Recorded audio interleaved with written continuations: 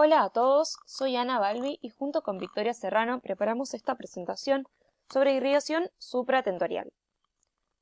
Queremos recordarles que esta presentación no reemplaza la bibliografía obligatoria recomendada por la cátedra.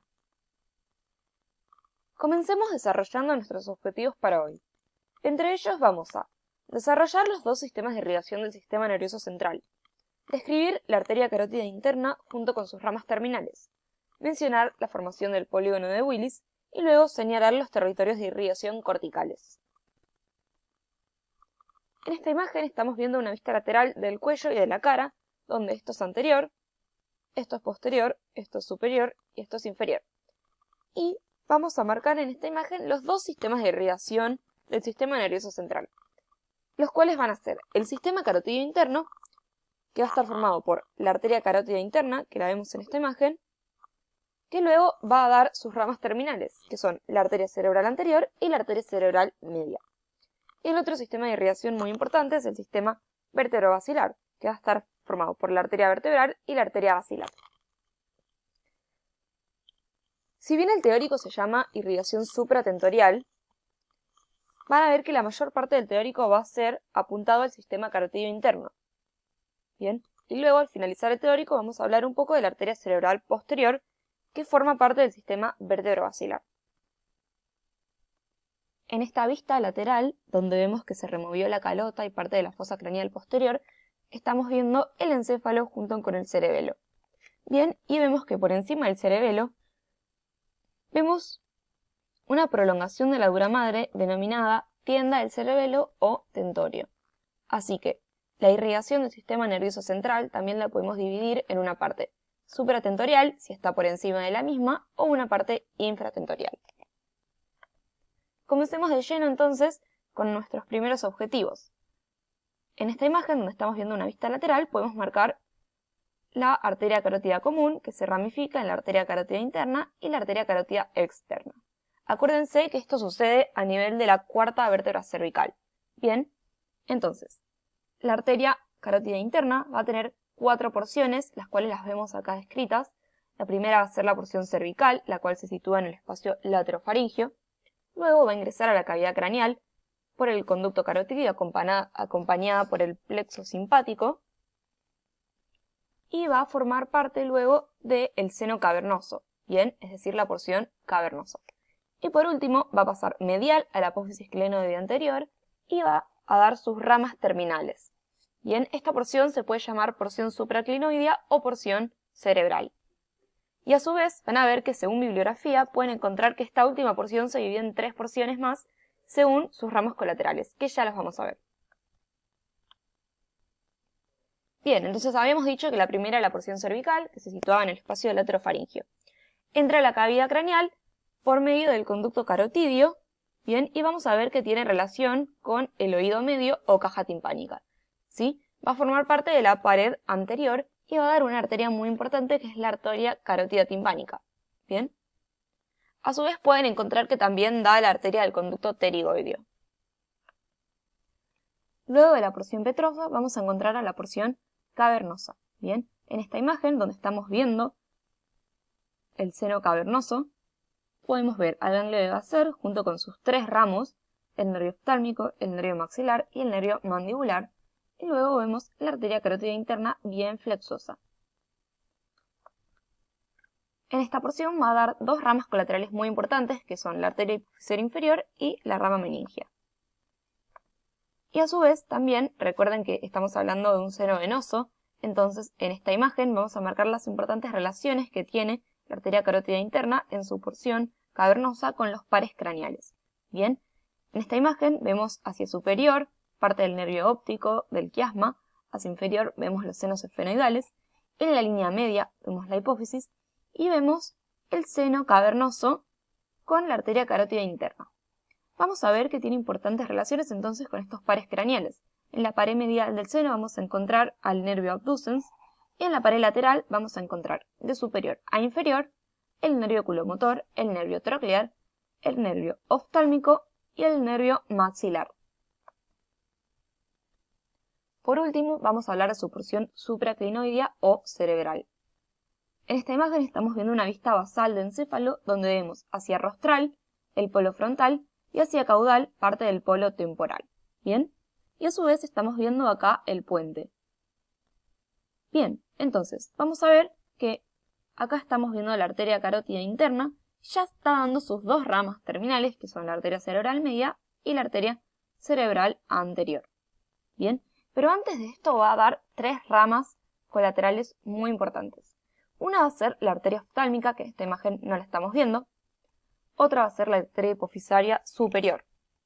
Luego vamos a encontrar la arteria comunicante posterior, que vemos que contribuye en la formación del polígono de Willis, y la arteria coroidea anterior, bien, que va a contribuir a formar los plexos coroideos de los respectivos ventrículos. Entonces, una vez que terminamos la arteria carótida interna, vamos a empezar a hablar de sus ramas terminales, es decir, la arteria cerebral anterior y la arteria cerebral media. Bien. Bueno, vamos a seguir entonces con la descripción de la arteria cerebral anterior. Esta imagen de Atlas nos muestra al encéfalo, ¿sí? A los hemisferios cerebrales, al tronco del encéfalo con el cerebelo, y lo estamos viendo desde rostral y ventral, ¿sí? Fíjense que estamos viendo a los lóbulos frontales y podemos ver su cara ventral. Vemos la parte más rostral de los lóbulos temporales y vemos la cara ventral del tronco del encéfalo. Entonces, la arteria cerebral anterior se origina a partir de la carótida interna, como recién se dijo. Fíjense que a este nivel la carótida interna se divide en la arteria cerebral media y la arteria cerebral anterior. Podemos ver, o sea, ya con ver la imagen, podemos decir que la arteria cerebral anterior va a tomar o va a discurrir por la cara ventral de los lóbulos frontales y luego se va a introducir en la cisura interhemisférica para distribuirse por la cara medial de los hemisferios cerebrales, ¿sí? Bien, vamos a describir en mayor detalle cómo es este trayecto. Desde su origen, la arteria cerebral anterior se encuentra, o sea, desde su nacimiento en la carótida interna, se encuentra lateralmente al quiasma óptico. A partir de acá se dirige hacia rostral, encontrándose lateralmente a los nervios ópticos también, pero inmediatamente se incurva para dirigirse hacia medial y en este recorrido se ubica dorsal a los nervios ópticos, ¿sí? Entonces va a discurrir entre el nervio óptico y la cara ventral del lóbulo frontal. A este nivel va a tomar relación también con la estría olfatoria medial, ¿sí? Acá vemos la lateral, la medial se encuentra cubierta por el nervio óptico, y de esta manera se dirige hacia medial principalmente, siguiendo su recorrido hacia rostral, para acercarse a su homóloga del lado opuesto. Y de esta manera, discurriendo bien en la línea media, ambas cerebrales anteriores, se incurvan hacia dorsal para introducirse en la cisura interhemisférica. En esta imagen de preparado, que fue inyectado con látex, por eso vemos las arterias bien rojas, vemos a la carótida interna y cómo esta da origen a la cerebral media y la cerebral anterior. Y justamente vemos cómo la cerebral anterior se relaciona con el quiasma óptico. No podemos ver bien la relación con el nervio óptico porque se seccionó directamente parte del quiasma óptico junto con los nervios ópticos, pero vemos cómo discurre lateralmente al quiasma óptico, luego se incurva hacia medial, en esta parte estaría pasando dorsalmente a los nervios ópticos, y ya bien cerca a su homóloga del lado opuesto, discurre bien en la línea media y luego se introduce en la cisura interhemisférica. La arteria cerebral anterior se encuentra dividida en 5 segmentos o porciones. El primer segmento, o segmento precomunicante, A1, A viene de arteria cerebral anterior. Van a ver que después con las otras arterias cerebrales, la media y la posterior, como también tienen segmentos, van a ser M y el número o P y el número. Entonces el segmento A1, llamado precomunicante, eh, se encuentra dado desde el origen de la arteria cerebral anterior hasta que esta arteria emite una rama que es la arteria comunicante anterior, ¿sí? Esta, no se la confundan con la posterior, que justamente permite que haya una anastomosis entre ambas arterias cerebrales anteriores, ¿sí? Justo en el punto donde éstas se acercan bien a la línea media. En este segmento, la arteria cerebral anterior va a dar una arteria, una rama, que se llama arteria estriada medial o antes llamada arteria recurrente de Hebner, justamente por el trayecto que tiene, fíjense que se incurva y se dirige más hacia caudal, y que va a terminar dando varias ramas que van a penetrar por la sustancia perforada anterior, que recuerden que la encontramos en esta parte, y que justamente se llama sustancia perforada porque se encuentra atravesada por numerosos vasos, ¿sí? Entonces la arteria estriada medial, que nace en este segmento de la cerebral anterior, va a atravesar, va a hacerse bien profunda a través de la sustancia perforada anterior para terminar irrigando estructuras profundas. Igual va a dar algunas ramas que van a terminar en la corteza de esta región, ¿sí? Los últimos 4 segmentos de la arteria cerebral anterior, que van del segundo al quinto, se encuentran ya bien en relación con la cara medial de los hemisferios, ¿sí? Y justamente su nombre va a estar dado por la relación que tiene cada segmento con esta estructura que encontramos en la cisura interhemisférica, que es el cuerpo calloso. Entonces, el segundo segmento, o segmento infracalloso, lo vamos a encontrar ventralmente al cuerpo calloso y se va a extender desde la arteria comunicante anterior hasta la unión del pico del cuerpo calloso con la rodilla, ¿sí? Recuerden que la arteria comunicante anterior justamente marcaba la terminación del segmento precomunicante.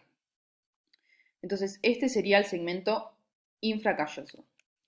El segmento precalloso se extiende desde donde terminó el infracalloso hasta que la arteria cerebral anterior se incurva hacia caudal, ¿sí?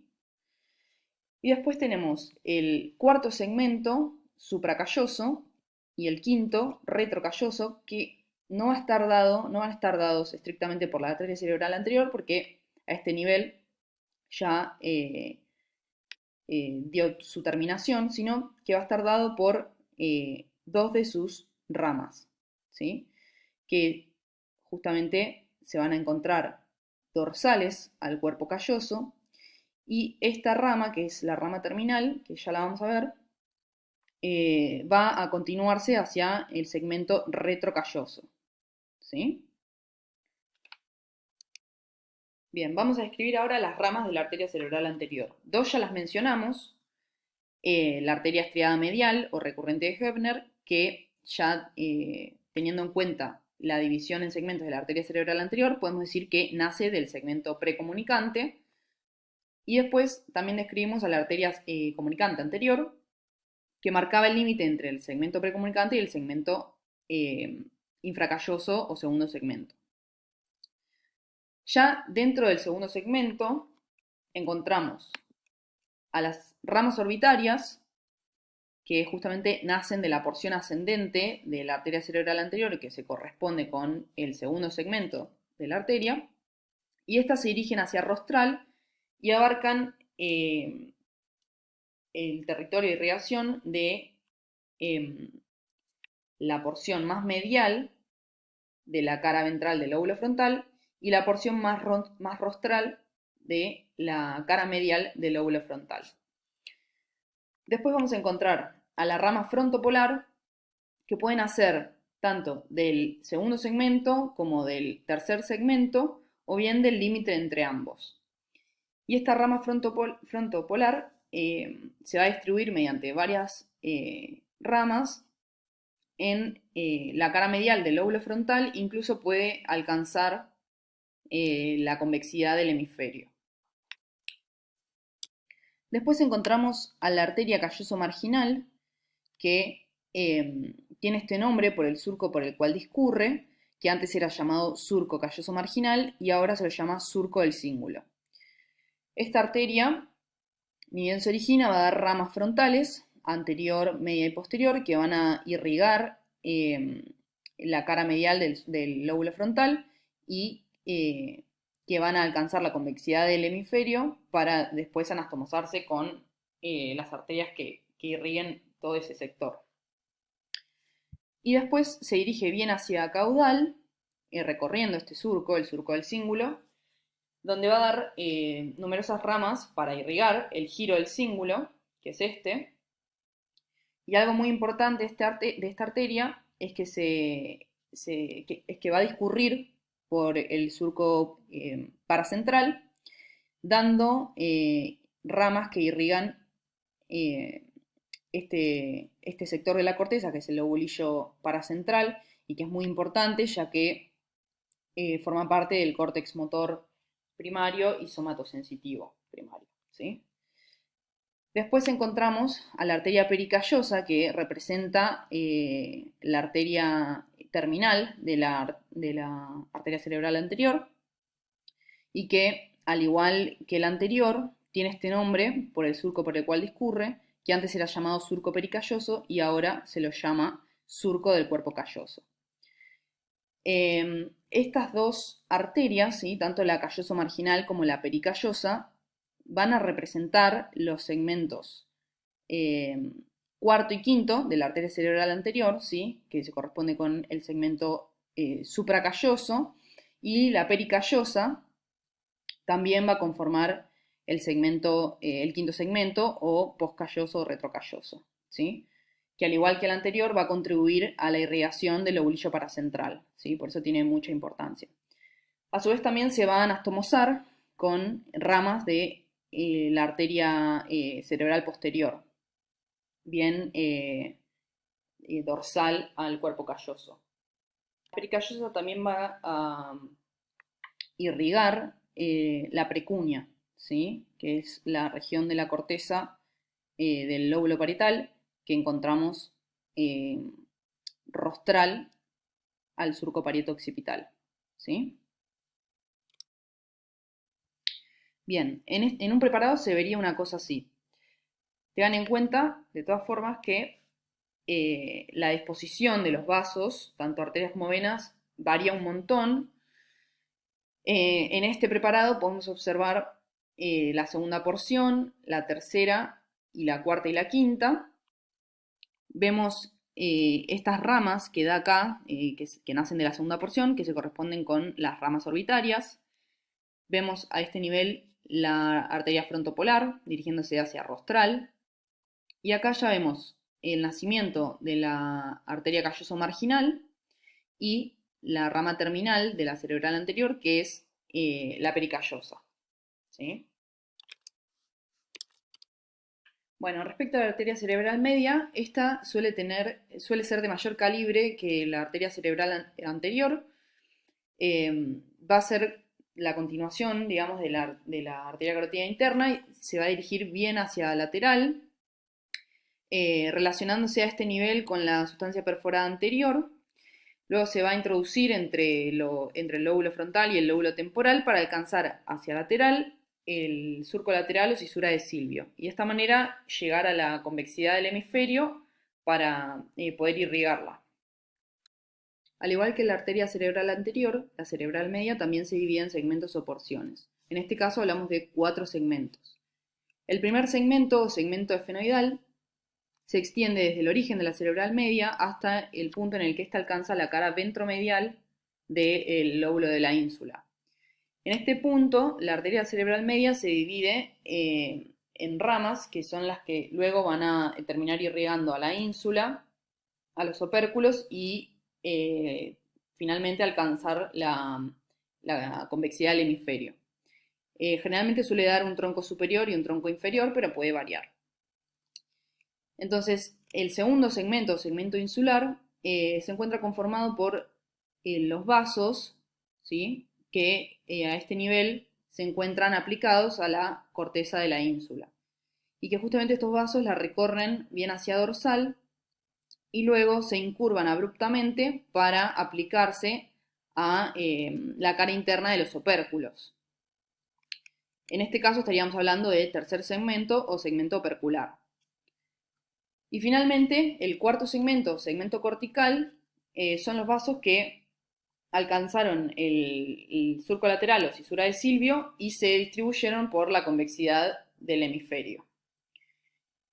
Respecto al primer segmento, estas numerosas ramas tienen que conocerlas, son las ramas lentículo-estriadas que van a irrigar tanto al núcleo caudado como al putamen y son muy importantes y evaluadas. Y las ramas de la cerebral media que ya podemos reconocer desde la convexidad del hemisferio son la arteria órbitofrontal lateral, ¿sí?, que va a irrigar la porción más lateral de la cara ventral del lóbulo frontal y también va a irrigar la cara lateral del lóbulo frontal. Después encontramos a la arteria precentral o prerolándica, a la arteria central o rolándica, ¿sí? La precentral va a discurrir por el surco precentral y la rolándica o central por el surco central. Después encontramos a la postcentral, a las arterias parietales anterior y posterior, a la arteria del giro angular, ya esto en el lóbulo parietal, esta se la considera como la terminal de la cerebral media, como la que continúa el recorrido. Y después encontramos a las arterias temporales anterior, media y posterior. Esta, la más anterior, también puede ser llamada arteria del polo temporal.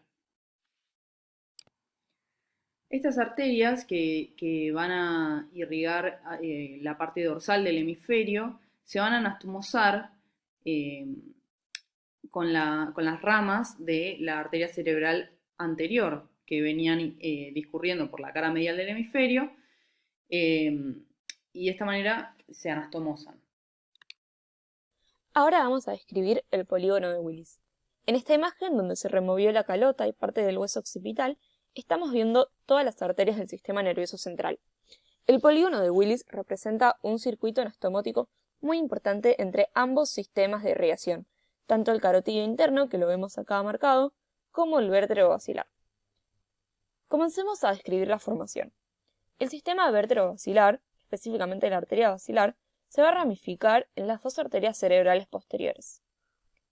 La arteria cerebral posterior se va a comunicar con el sistema carotidio interno por medio de la arteria comunicante posterior, que es rama de la arteria carótida interna. La arteria carótida interna va a dar origen a sus dos ramas terminales, la arteria cerebral media y la arteria cerebral anterior. Y la arteria cerebral anterior se va a comunicar con su homóloga del lado opuesto por medio de la arteria comunicante anterior. Y ahí nos queda delimitado este círculo anastomótico. Es importante que sepan también las relaciones del polígono de Willis. En esta imagen, donde estamos viendo una vista basal, podemos ver cómo el polígono rodea distintas estructuras, como el quiasma óptico, las estructuras de la fosa interpeduncular, los cuerpos mamilares, el hipotálamo, la hipófisis y el tubercinerum. Vamos a ver que el polígono de Willis da dos tipos de ramas. Va a dar ramas corticales y ramas centrales. Las ramas corticales van a ser estas tres grandes arterias de las cuales venimos hablando: la arteria cerebral anterior, la arteria cerebral media y la arteria cerebral posterior. Ahora vamos a describir las ramas perforantes del polígono de Willis. Vamos a ver que este círculo arterial va a dar 4 tipos de ramas y las podemos clasificar en grupos.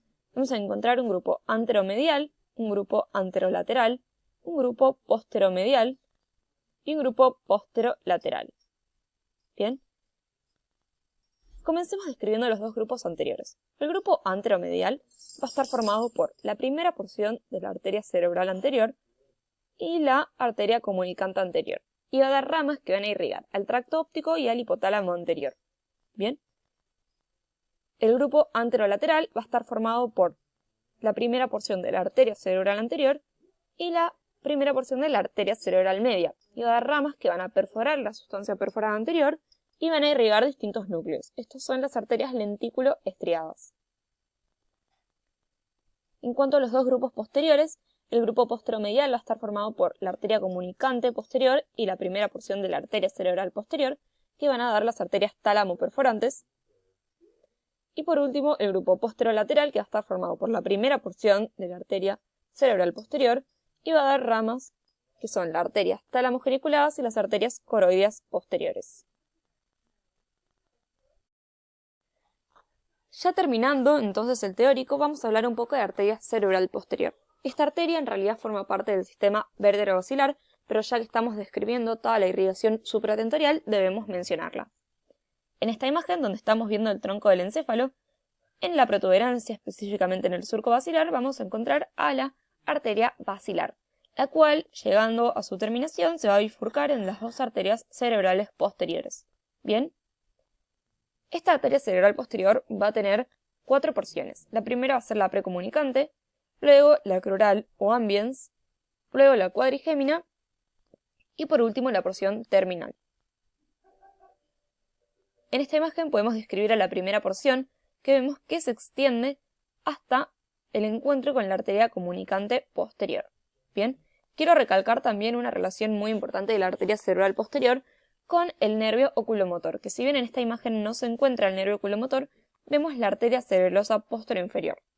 El nervio oculomotor va a estar rodeado entonces por una pinza vascular formada por estas dos arterias, la arteria cerebral posterior y la arteria cerebelosa posterior-inferior.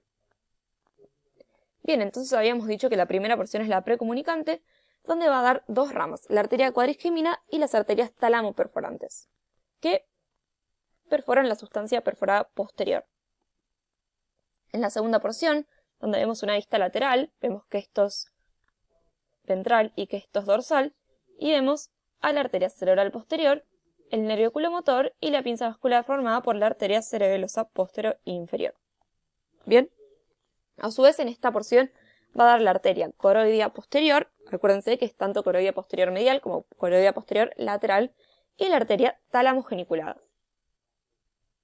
Bien, en esta imagen entonces estamos viendo una vista basal, donde podemos ver a la arteria cerebral posterior y vemos a las ramas coroideas posteriores, bien, que van a irrigar parte de los plexos coroides de los ventrículos laterales y del tercer ventrículo.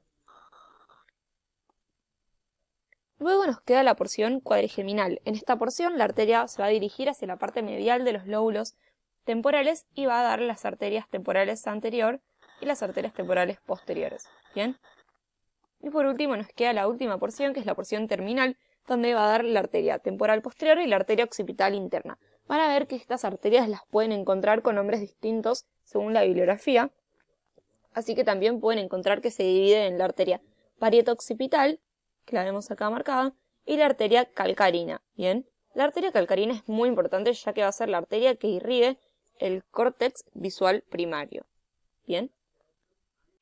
Y por último, podemos diferenciar en los hemisferios cerebrales tres territorios de irrigación diferentes determinados por la distribución de las arterias cerebrales anterior, media y posterior. Entonces, lo que nos muestra la imagen es que toda la cara medial de los hemisferios, incluyendo parte de la convexidad de estos, específicamente la parte más medial, se encuentra irrigada por la arteria cerebral anterior. Sin embargo, la parte más posterior de la cara medial va a estar irrigada por la arteria cerebral posterior. Recuerden que a ese nivel se anastomosan. Respecto a la convexidad, toda la parte media, tanto hacia dorsal y ventral del surco lateral, se encuentra irrigada por la arteria cerebral media. Recuerden también que irriga la corteza de los opérculos y de la ínsula. Y la parte ventral de los hemisferios, del lóbulo temporal y del lóbulo occipital, se encuentra irrigada por la arteria cerebral posterior, pero del lóbulo frontal, recuerden que está irrigada por la arteria cerebral anterior y la media, que irrigaban la cara ventral del lóbulo frontal. Bien. Como conclusiones del teórico, podemos decir que la irrigación del sistema nervioso central está provista por el sistema vértebro-basilar y el sistema carotidio. La terminación de la arteria carotídea interna está dada por la arteria cerebral anterior y la arteria cerebral media. Ambos sistemas de irrigación colaboran en la formación del polígono de Willis, o sea, tanto el vértebro basilar como el carotidio. Y por último, es importante conocer los distintos territorios de irrigación según las ramas corticales. Es asociar la distribución de cada arteria asignándole un territorio de irrigación específico. Esta es la bibliografía que utilizamos y muchas gracias por prestar atención.